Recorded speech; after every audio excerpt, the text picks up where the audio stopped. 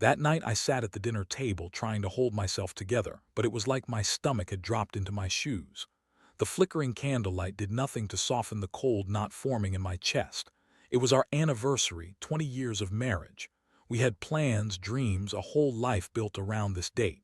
But all I could think about was how my wife, Lisa, had lied to me. Said she was at her sister's house, that she'd be gone for the evening. It was a lie. I knew it was.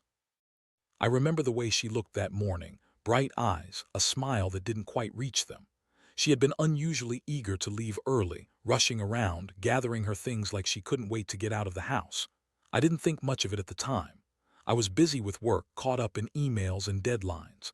But now, staring at the half-empty wine glass, I see it all clearer.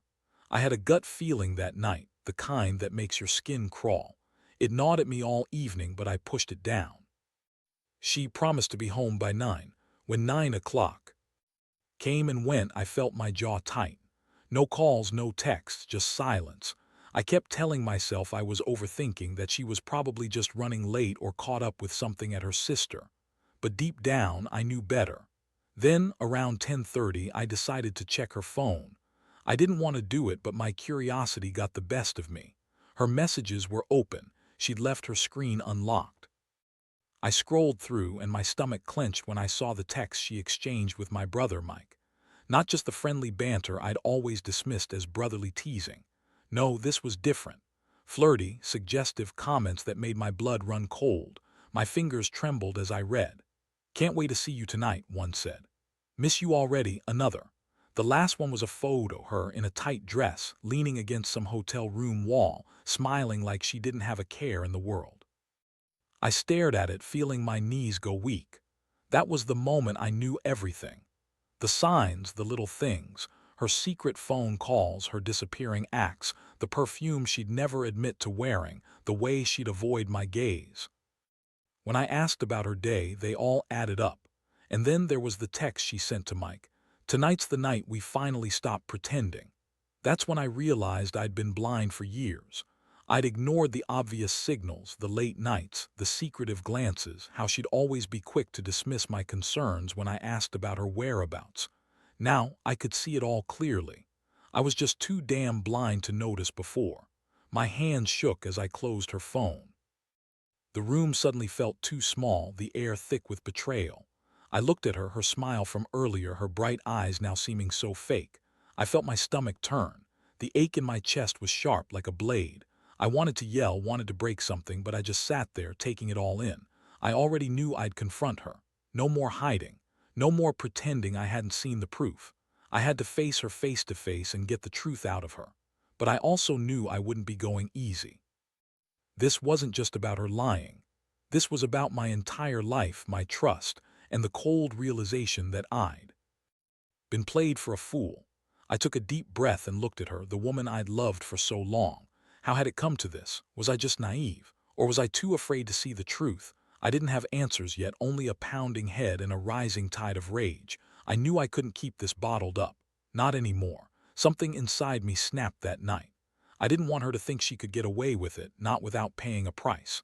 I might have been blindsided, but I was done being the fool. I was ready to fight for myself, for what was left of my dignity. And I had a plan forming, cold and calculated, even as my hands trembled. The betrayal was raw and my mind was already racing. What come next would change everything. The moment I saw those messages, everything shifted. I sat there in the dark, her phone still in my trembling hand, and felt the world tilt beneath me. I could hear my own heartbeat pounding in my ears, loud enough to drown out everything else. That's when I decided I wasn't going to let her get away. With this, not without a fight, not without making her pay. I needed a plan, not a messy, emotional outburst, something cold, calculated. She crossed a line, and I was going to make sure she understood I wasn't just some naive fool anymore. First thing I did was to get my head clear. I closed her phone gently, slipped it back onto the table. I didn't want her to know I'd seen everything yet. I needed to think, to gather my strength. I waited for her to go to sleep, then quietly slipped out of bed. The house was silent except for the quiet hum of the refrigerator and the faint ticking of the clock. I moved through the rooms like a shadow, my mind racing. My first step was to find out exactly what she'd been doing, if she'd been lying to me about her whereabouts all along. I started snooping around the house. It's strange how your senses suddenly sharpen when betrayal hits. Every creak of the floorboards, every faint sound made my heart jump.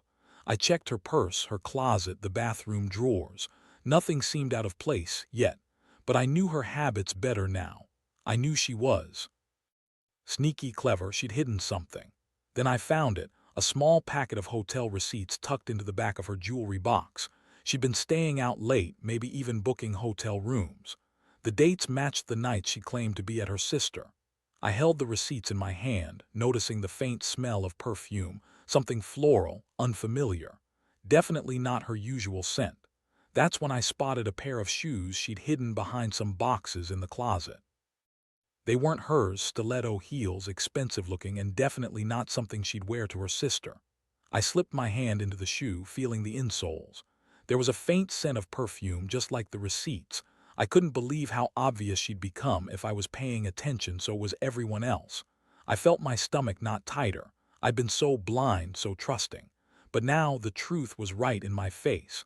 I knew she'd been lying to me for months. The worst part, I'd been blind to the signs because I loved her too much to see the truth. That love had become a noose around my neck. Now I was finally free, free to act, free to end it all. I sat back on the bed, staring at the evidence in my hands. My mind spun with plans, with questions. How long had this been going on? How many nights had she sneaked out, hiding her betrayal? And my brother, what was he thinking? I knew I couldn't just confront her immediately. No, I needed to be patient, gather everything before I made her squirm. Before I could decide my next move, I heard a faint noise outside the bedroom. I froze. It was her coming back. I quickly slid the receipts and shoes back into their hiding spots, tried to steady my breathing. When she entered the room, she looked tired, like she'd been running from her guilt all night. She touched my shoulder softly and whispered, "You okay?" I looked at her, my mind cold and calculating. "No," I said slowly, voice steady but filled with quiet rage. "I found your receipts, Lisa. The ones from the hotel, the shoes, the messages. Did I miss anything?" Her face drained of color. Her lips trembled, but she said nothing. I saw the panic in her eyes and I knew I had her cornered. That's when I realized I needed to be even more precise. Not just to catch her, but to make her understand it's over, a lesson she wouldn't forget. That night marked the beginning of something new. No more hiding, no more pretending. I was done being the fool.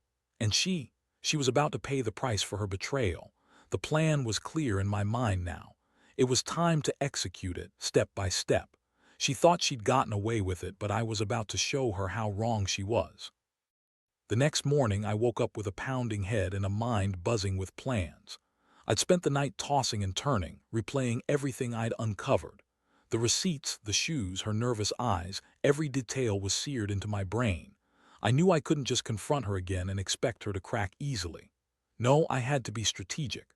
I got up early, made some coffee, and sat in the kitchen staring at the unopened laptop her sister had given her last Christmas. That's where I planned to start. I needed more evidence, something irrefutable, something that would make her realize I wasn't just some fool she could string along anymore.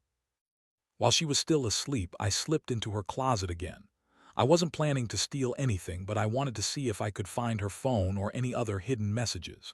She was surprisingly careless, left her purse on the counter, her phone charging in the kitchen. I quietly grabbed it, knowing I owed it to myself to get every piece of proof I could. I scrolled through her texts, her emails, even her social media messages. Nothing incriminating there, yet. But then I remembered the hotel receipts and the shoes. I had one more piece, something that would really seal the deal. I remembered an app I'd seen her use to share photos with Mike. I never thought much of it because she always claimed to be just catching up with her brother. I logged into the app and found a folder labeled Memories. It was filled with photos, her, in different outfits, always smiling, always looking like she was having fun.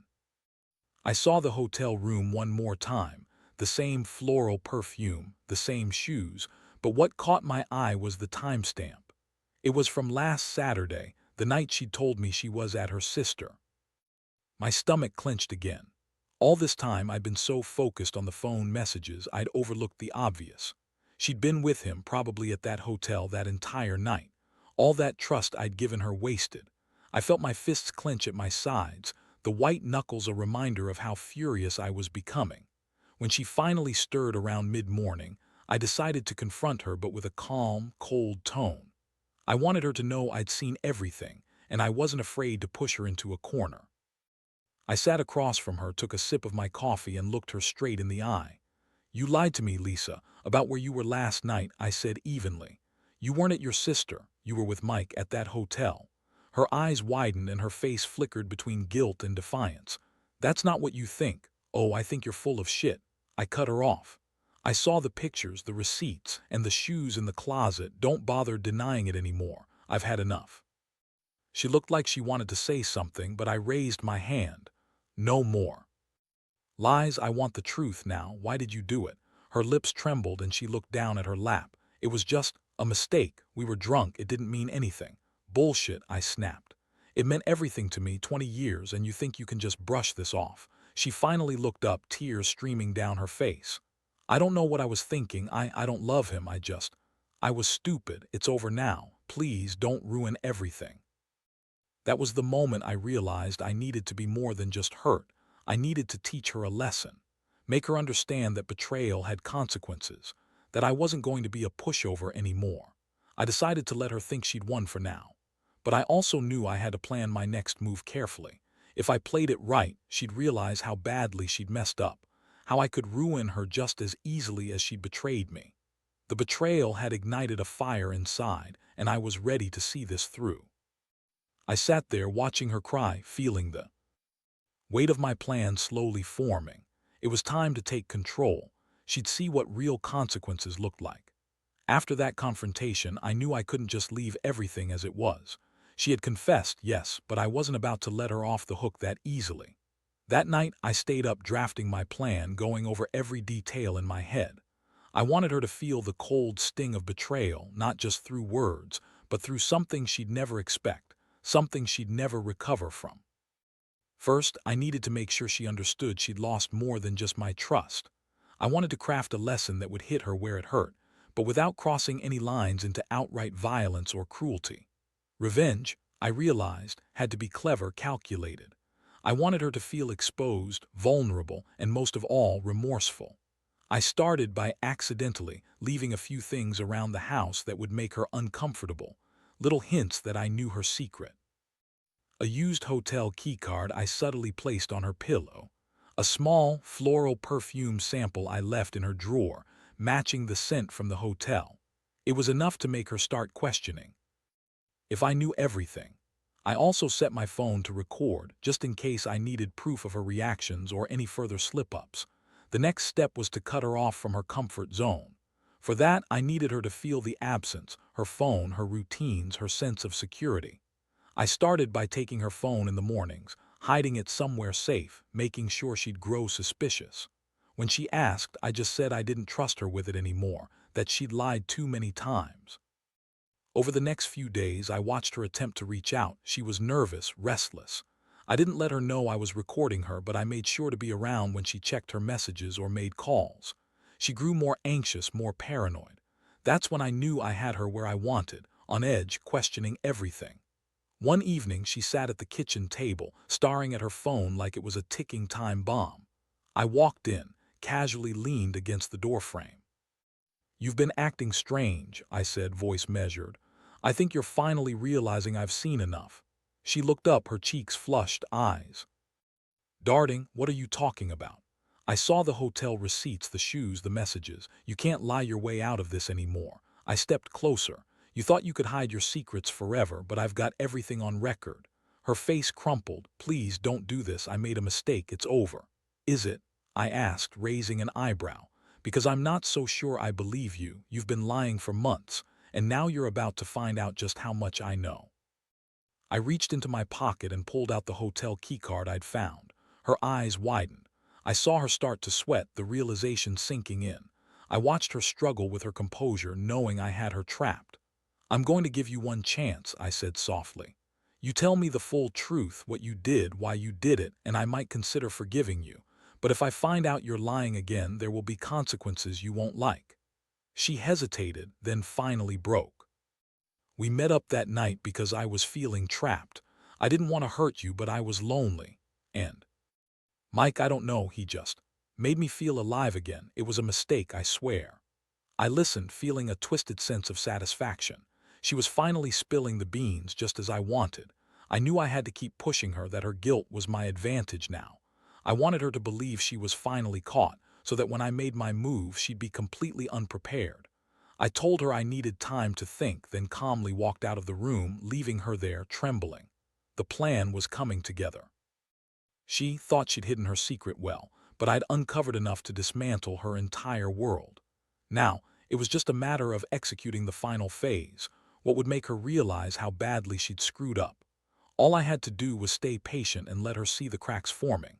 I knew, deep down, she'd never look at me the same way again, and I was ready to make sure she remembered that for a long time. The days that followed were a blur of calculated silence and tense anticipation. I kept her on edge, no warm words, no comforting gestures, just that quiet simmering. Sense that I was watching her every move. She was visibly paranoid, constantly checking her phone, glancing over her shoulder and trying to appear normal. But I saw the cracks in her facade, the way her hands trembled when she thought I wasn't looking, the fleeting panic in her eyes when she realized I was observing her every step. I stayed true to my plan, slowly weaving my revenge like a spider spinning its web. I prepared for the final act, making sure all the pieces were in place. I had the evidence I needed, the hotel receipts, the photos, the messages. I knew exactly when and how I would confront her with everything. But I also wanted her to feel the weight of her betrayal, to see her world unravel in a way that left no doubt about what she'd lost. One evening, I decided it was time. She had been behaving nervously all day, more anxious than usual. I found her sitting on the couch, staring blankly at her phone, her face pale. I took a deep breath and sat beside her. "You know, Lisa," I started softly, "I've been thinking. You thought you could hide this forever, did you?" She looked up, her eyes glossy with tears. "Please, I didn't mean for it to go this far. I was just lonely and I made a mistake." "Exactly," I said, voice cold. "A mistake. But here's the thing, you kept lying, kept sneaking around, thinking I wouldn't find out. Well, I did, and I've got all the proof."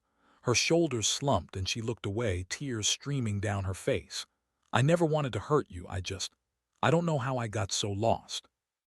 I pulled out my phone and pressed play on a recording I made earlier. Her voice, trembling and desperate, filled the room. "I love you, but I needed this. I swear it's over now, I promise." I looked at her, feeling the cold satisfaction of the moment. "That's not love, Lisa, that's betrayal, and you're about to face the consequences." She burst into tears, begging me to forgive her, to forget it all. But I knew better. Forgiving wasn't an option anymore. Not after everything I'd seen and heard. I stood up, feeling a strange mix of anger and relief. I was finally ready to end this chapter. "I want my life back," I said firmly. "And I want you out of it. I want the keys to the house, your things packed, and I want you gone by the end of the day." Her sobs grew louder as I handed her a small bag and pointed to the door. "Take your stuff. Don't come back." She looked at me, eyes filled with regret, and slowly picked up her belongings. As she left, I watched her walk out the door, feeling the weight of the betrayal lift from my shoulders. I closed the door behind her and took a long, steadying breath. That night I sat alone, finally free. My stomach felt hollow, but my mind was clear. I'd done what I had to do. I'd taken back control, and I'd learned a hard lesson. Trust can be broken in an instant, and sometimes revenge is the only way to reclaim your dignity. The next day I handed over the keys to the house, packeted her things, and filed the divorce papers. It was the clean break I needed. No more lies, no more betrayal. Just me, finally free from the pain she caused. Reflecting on everything, I realized that sometimes the only way to heal is to confront the betrayal head-on. No matter how much it hurts, taking control is the only way to move forward. Trust is fragile, and once broken, it's nearly impossible to repair. If you catch someone cheating, don't wait for them to realize the damage. Take your power back. Because in the end, your dignity and happiness are worth more than any lie. Sitting in my empty house that evening, I finally felt the weight lift from my shoulders. The silence was deafening, but it was a relief. No more secrets, no more lies. I'd handed her the keys, watched her walk out that door, and now I was finally alone. Not just physically, but emotionally. For the first time in years, I could breathe without that constant cloud of betrayal hanging over me. I poured myself a glass of whiskey, sat on the battered old chair, and stared out the window. The streetlights flickered, casting long shadows, but inside everything was still. I wasn't angry anymore, just exhausted from the fight, the pain, and the finality of it all. I've learned that sometimes the only way to truly move on is to confront what's broken and accept the loss. As I took a sip, I thought about everything, the signs I ignored, the nights I stayed awake wondering, the moments I wished I could undo. But I also felt a strange sense of clarity. Sure, it was brutal. Yes, it hurt like hell. But in the end, I had reclaimed my sense of self. I had taken back control. There's a certain calm that comes with knowing you did everything you could. I'd uncovered her lies, confronted her, and cut ties cleanly. No more guessing, no more second guessing. Just a clean break. It was painful, but it was necessary. Looking back, I realized that trust is fragile, something you build with care and then it can shatter in an instant. The betrayal was a wake-up call, a brutal lesson that sometimes the worst pain is what comes from losing someone you loved, but it's also the fire that forges resilience. I'm not the same person I was before, but I'm stronger now, more cautious, more guarded, but also more aware.